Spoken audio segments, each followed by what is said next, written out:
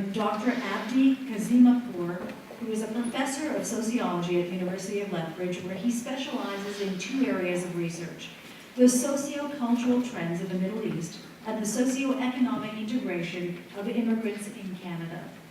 His research has been widely published, and articles about his work have been featured in several newspapers, including the Globe and Mail, the Toronto Star, and the Montreal daily paper La Presse. Dr. Kazimapour is currently working on a new book as well, titled The Crescent and the Maple Leaf: Canadian Diversity and the Muslim Majority, which is expected to be published at the end of this year. Ladies and gentlemen, here now is Professor Kazimapour.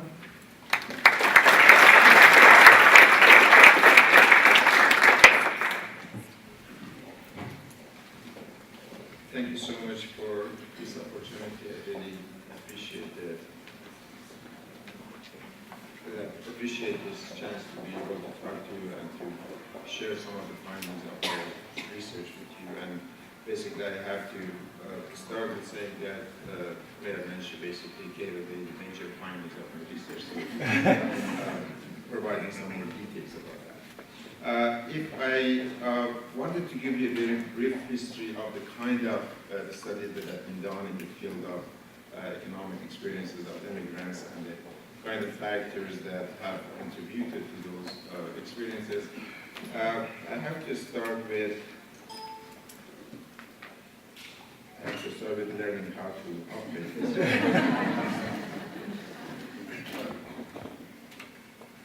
So basically, this is probably the most summarized version of a long history of research that has been done mostly in the past few decades about what contributes and what influences the economic experiences of immigrants by focusing on the kind of things that can be manipulated either by policymakers or by immigrants themselves in order to have better performances.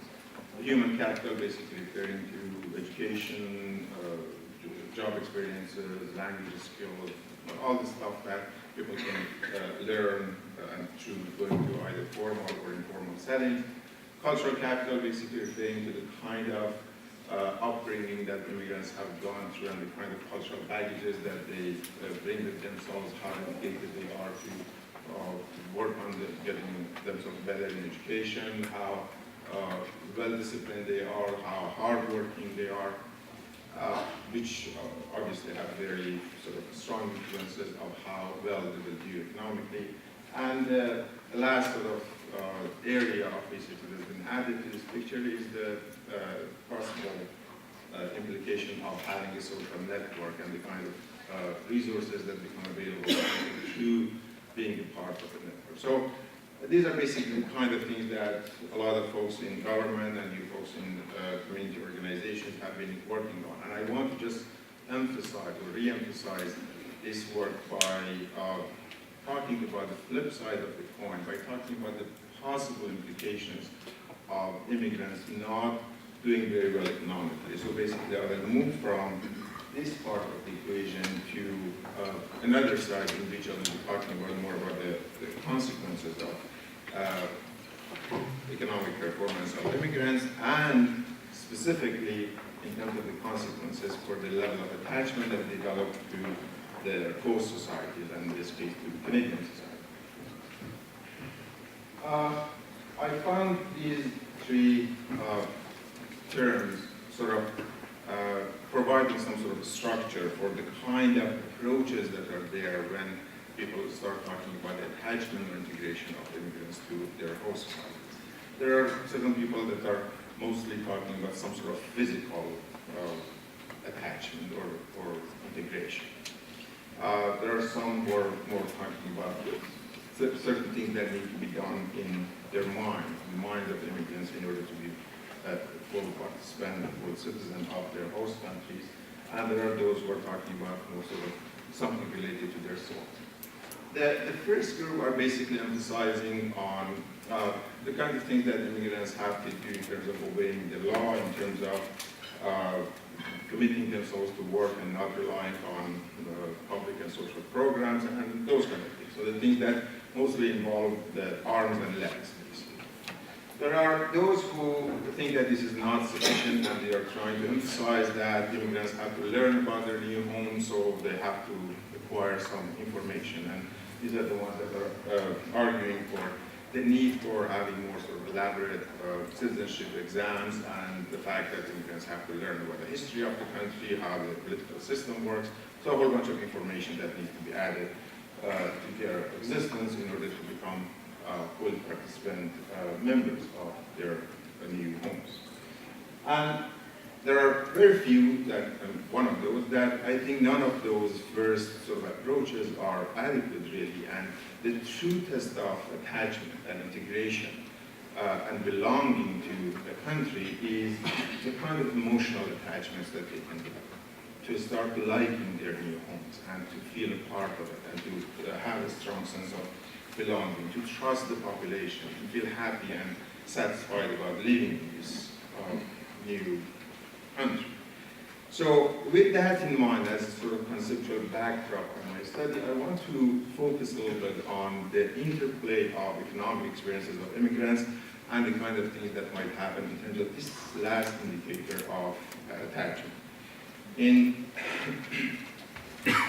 a couple of studies that I have done recently, I have spent some time on trying to see how immigrants are doing in terms of just one of the indicators, of many indicators of emotional attachment to Canadian society, and that is by measuring the level of social trust that they express toward the broader or the larger population. And the reason for that is that in a relatively 2-decade long research, it has been shown that the trust is a very crucial factor in facilitating people's engagement in other aspects of their societies, from political engagement to civic engagement to donation to volunteering to developing informal and friendship networks. So trust is that sort of key component in this whole sort of grand scheme of attachment that we can develop. So I wanted to see how economic factors are interplaying and interacting with this general measure. And if I had some time, and I don't know how much time I have in general, what, 20, 25 minutes, I will talk a little bit about one group of immigrants that, as it was mentioned in the introduction, have been sort of the subject of my recent book, and that is the Muslim and Middle Eastern immigrants. And I wanted to see how they are doing as a sort of a case study for this broader argument that they're making. So, very quickly, I'm showing you a whole bunch of graphs and figures. Hopefully, I'm not going to lose you in the middle of them. But basically, they are indicating is the different types of experiences, economic experiences, and implications that they have for social trust. This is one of my favorite ones that shows a very interesting type of connection between these two. This basically, there are two graphs here, the one that is darker and the one that is in light gray. One of them is showing the overall economic conditions in the country when immigrants arrive. And that is measured in terms of the average earnings of Canadians in general. And basically, I have used that to see how well the economy has been doing at the time, and therefore how easy it has been for immigrants to integrate into the job market and this. And what you see as well here is that this darker line, trend line, is that the level of trust that they report today is almost parallel to the type of economic experience that they have. So if when they arrive, they have an easier time integrating into the economy and they have a better, more pleasant, more positive economic experience, then that initial impact creates a very trustful view among them toward the general population in Canada. And then it doesn't matter whether you're asking them 5 years later or 10 years later or 15 years later. That initial impact is still there. It creates such a powerful inertia that carries itself throughout all those later years. The next one is also showing another aspect of pretty much the same dynamics. I have taken a look at the age of arrival, age at which people have arrived here for the first time, and the level of trust that you are reporting today. But you see here, the general trend is something that we expect, that younger folks or the immigrants who have arrived at a very young age, they tend to have had a sort of better or more pleasant experience, and therefore they are reporting higher levels of trust. And of course, again, another group, those who are arriving at a very sort of older age, they are having more or less the same type of experience. The ones that are in the middle are the ones that are showing the lowest level. And these are the folks that arrive in order to get immediately into the job market and start with. So it seems to me, and I have put those question marks there to say that I'm not quite sure whether it is the job experience, but it seems to me that these people are in the working age, and therefore it is possible that what we see here is the interaction again of their economic experiences and the level of trust that they are reporting. Interestingly enough, these two groups are the ones that are showing the lowest levels of trust compared to all other ones. And these are the ones that the immigrants who have arrived at an age of 40 to 44 and then 15 to 19. So it seems that for a lot of immigrants, you know better that when they arrive at this age, they have already gone through 2/3 of their career, and it is very difficult to switch jobs at that time and retrain themselves. So they will have a very bumpy road ahead of them. And my understanding is that probably that is something that is contributing to this low level of trust that you are reporting. The younger folks most likely are, because they cannot enter Canada independently, most likely are the children of these other groups. So the parents are going through the difficulties, the children also will basically feel the pressure and the heat of those experiences. And it is interesting that the level of trust that these two groups, very different in terms of age, are reporting are kind of similar.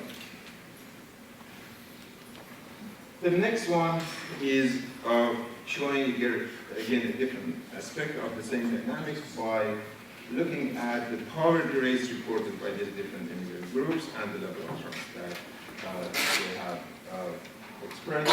And again, you see a declining line. So as the rate of poverty goes higher, and these are very different groups in terms of their ethnic backgrounds, in terms of their countries and regions of origin, it doesn't matter. The overall trend is that if they experience poverty, and there are a larger number of people within their groups that are struggling with poverty, the level of trust again declines.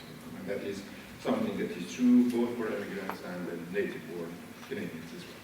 Now, interestingly, in this case, there are about 4 or 5 groups to the right of this graph that are sort of the anomalies. They are the groups that are showing a little bit of distance from the rest of the groups. If we delete those from the picture, if we sort of ignore them for a moment, then the actual trend is something like this. So the amount of drop that happens in the level of trust for these folks as a result of experiencing poverty is much more pronounced, much more visible, and much sharper compared to the general trend that we have before. So if we exclude just 4 or 5 groups that are slightly different from the rest of the groups, then you see that there is a crucial impact that experience of poverty has on the level of trust that you're reporting toward the general population. It seems that as a result of experiencing this poverty, they develop this sense that the society has failed them. They have not been taken care of, basically, and therefore in return they don't care much about the broader society.